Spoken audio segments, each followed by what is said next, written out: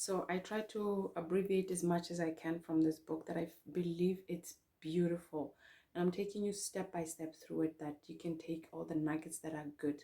This part that is coming next, it's about why responsibility matters. So Albert Bandura has two different aspects that I spoke about earlier, where I'm talking about how some people have low self-efficacy and some have high self-efficacy.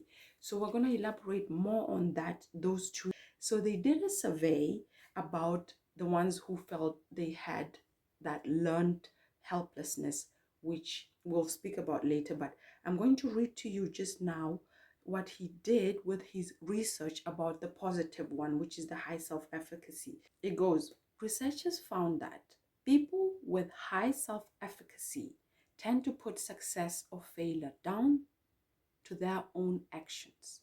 Instead of suggesting it is the result of forces beyond their control.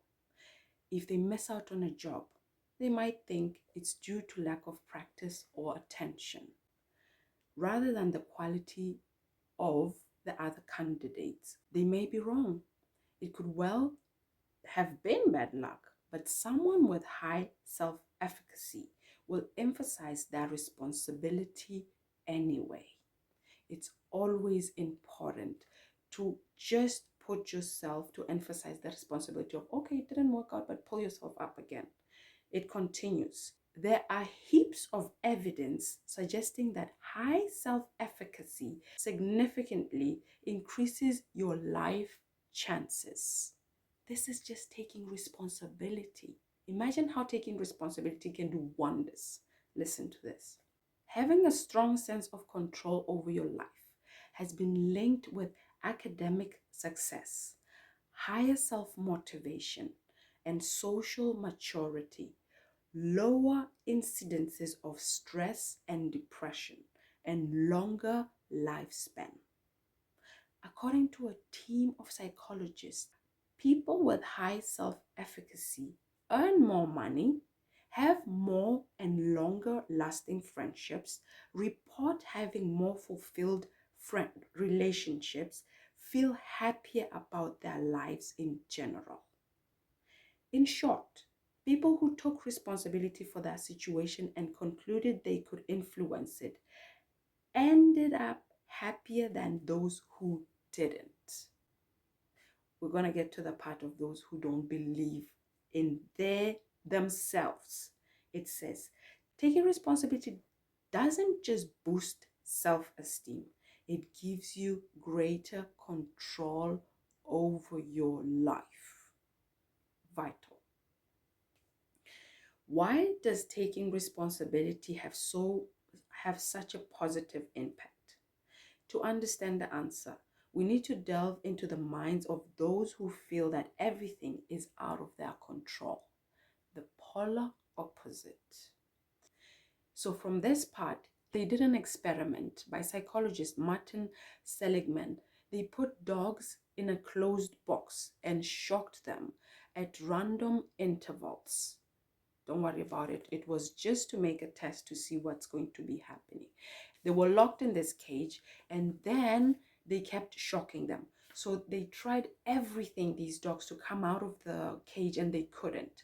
But something shocking happened that they did, that they actually unlocked, after the second attempt that they unlocked the cage and still gave the dogs the shocks. And what happened? You'd never believe. The dogs didn't even attempt to leave the cages. They would just sit there and take the shocks until the shocks would eventually stop. And this is now what had led them to people who have learned helplessness to always generalize that they cannot win anyhow. So this had concluded in the end that the dogs had generalized everything. They started thinking they never had any control over anything. Also, this can happen to people who have had a lot of failures in life or had a lot of pitfalls in life that would come up to a point where they just like, why even try? Because why? You don't believe enough in yourself. And those who have that belief in themselves and take responsibility and keep moving don't end up being in that state of being that is of a depressed person. It's something that I believe it's truly beautiful. So if you want to flourish, you have to get out of that box and stop generalizing everything and just saying, oh, it's all bad, it's not going to work. So as if you are that dog that is in the box that is still receiving shocks, even though the cage is open. You can still change your mindset. You can still try to find other solutions. But if you don't give yourself a chance to take responsibility for the things that have happened to you and just say, okay, how can we move forward? There's nothing that may happen that may change the circumstance that you may be in. And I believe it's something really beautiful that I have learned from this chapter, where the next one is going to be talking about focus on what you can control, not what you cannot. So they elaborate more on their experience of what happened and some of the performers, how they came out of things that they couldn't control, the setbacks that they went to, the lessons that they also went through. So on the next one, I'll be reading to you what all that they spoke about. Robin Van Persie says, high performance is about how you respond to pressure. It takes time to realize you are in control.